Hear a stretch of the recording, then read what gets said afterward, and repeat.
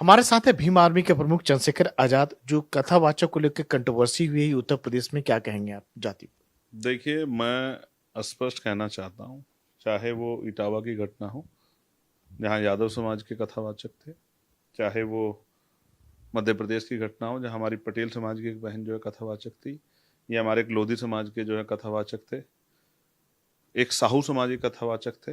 ये जाति के आधार पर उनको अपमानित करना, मैं समझता हूँ कोई भी धर्म इसकी इजाजत नहीं देता है।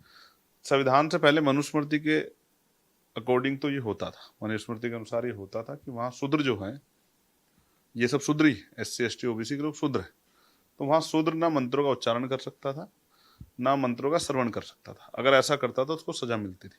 इस बार भी चाहे उनकी चोटी काटी गई हो, मुंडन किया गया हो, चाहे उनके ऊपर उनको पेशाब से शुद्ध किया गया हो, ये उसी सोच को आगे बढ़ाने का काम हो रहा है। मैं इस बात का पूर्ण रूप से विरोध करता हूँ।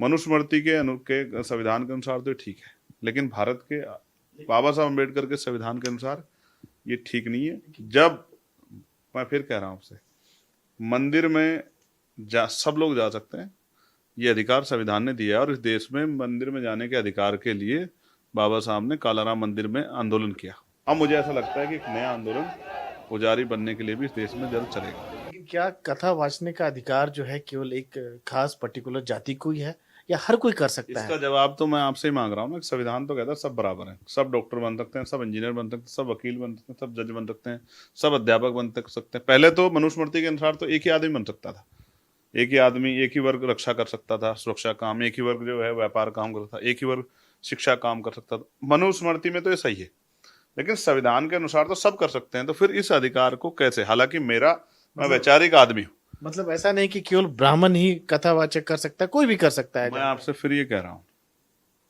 कि भारतीय संविधान तो सबको समान अवसर देता है। आप ज्ञान प्राप्त कीजिए और बहुत सारे काम कीजिए। हालांकि मैंने उनकी आवाज़ उठाई है, लेकिन वैचारिक रूप से मेरा उनका रोल अलग अलग है। वो अगर भगवान बुद्ध की विचारों की बात कर रहे होते, वो गुरु रविदास जी के विचारों की बात कर रहे, वो कबीर जी के, नानक जी के विचारों की बात कर रहे होते, वो फूले जी के, साहू जी के, पेरियार जी के विचारों की बात करें, तो मैं उनके साथ अन्याय होता तो मैं सीना तान के जाकर लड़ाई लड़ता। लेकिन वो भी हमारे समाज को अंधविश्वास पाखंडवाद में ढकेलने का काम कर रहे हैं, और इसमें तो हम ऑलरेडी पड़े हुए हैं। तो मैं उनके काम से खुश नहीं हूँ, मैं उनको सलाह देता हूँ। लेकिन जिस तरह का उसके बाद जो कानून हाथ में लेने की कोशिश की गई, उनका जो कई जगहों पर मुंडन किया गया, या उनका जो अब कहा जा रहा है कि आधार कार्ड नहीं मिल रहा है, नाम नहीं था, इस तरह की कई तरह की चीजें निकल के देखो, आ आप रही एक चीज समझो, इस देश में ब्राह्मण,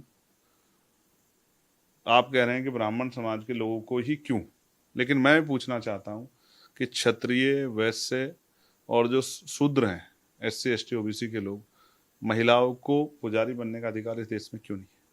इसका जवाब सरकार को देना चाहिए। जब मंदिर जाने का अधिकार सबको है, चढ़ापा चढ़ाने का अधिकार सबको है, तो फिर पुजारी बनने का अधिकार क्यों नहीं? पुजारी बनने का अधिकार एक विशेष वर्ग के पास क्यों? इसलिए जो है मेरा इस पे जो है विरोध है, संविधान के विरुद्ध है। संविधान के विरुद्ध कुछ भी होगा तो मेरा उस पर विरोध जारी रहेगा।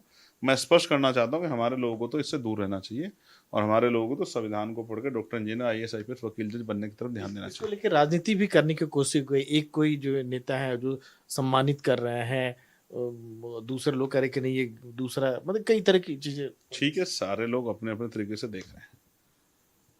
सारे लोग, हमने तो, हमारे लोगों ने तो, शूद्रों ने सदियों तक जो है इनसे जबरन ढोल बजवाया गया। अब भी अगर इनको जबरन ढोल ही बजवाना है तो मैं क्या कर सकता हूँ, अगर अगर हमारे लोग ही चाहते हैं ढोल बजाते रहे।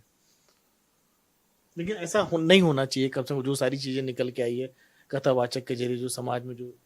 भाई, इसका फैसला तो वो लोग करें जो आज़ादी के 75 साल बाद भी इस छोटी सोच से बाहर नहीं निकल पा रहे, जो जाति को प्रधान मान रहे हैं, कर्म को प्रधान नहीं मान रहे, जो अब भी भाईचारा नहीं चाहते हैं। इसका जवाब तो उनको देना चाहिए। देखिए, मैं तो किसी के खिलाफ नहीं हूँ, ना ब्राह्मण के, ना क्षत्रिय के, ना वैश्य के, ना शूद्रों के, ना महिलाओं के। मैं तो समता के मार्ग पे हूँ, और मैं चाहता हूँ सब लोग समता के मार्ग पे आए। ये भी तो है ना कि जो जानता है, जो पढ़ा है, राम को जो पढ़ा है ना, जो श्री कृष्ण को जो पढ़े हुए, वो उसके बारे में कह सकते हैं। तो ये कहाँ पढ़ाई होती है? डिग्रियां मिलती है इनकी कोई, जो बचपन से इसी काम को कर रहा है? जी। यहाँ तो ऐसे भी हैं जिनको आंखें नहीं है, लेकिन वो भी जो है कोई डिग्री तो नहीं लिए, लेकिन वो मन से जो है उन्होंने जो है जाना है, चीजों को परखा है। तो उनको उनको किस आधार पे वो कर रहे हो? तो मैं फिर कहता हूँ ना, अगर आप इसी की बात कर रहे हो तो मुझे तो नहीं पता ना कि ये पढ़ाया कहाँ जाता है। मुझे नहीं पता है कहाँ पढ़ाया जाता है और किन को पढ़ाया जाता है, मुझे नहीं पता है।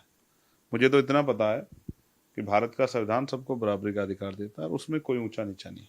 और अगर कोई ऊंच नीच भेदभाव की बात करता है तो वो भारतीय संविधान का और जो देश के क्रांतिकारी थे जिन्होंने इस देश को आज़ाद किया वो उनका अपमान करता है। ये देशद्रोह की श्रेणी में आता है। तीर्थी चंद्रशेखर आजाद, नई दिल्ली में। कैमरामैन अश्विनी मेहरा के साथ राजीव रंजन, एनडीटीवी इंडिया।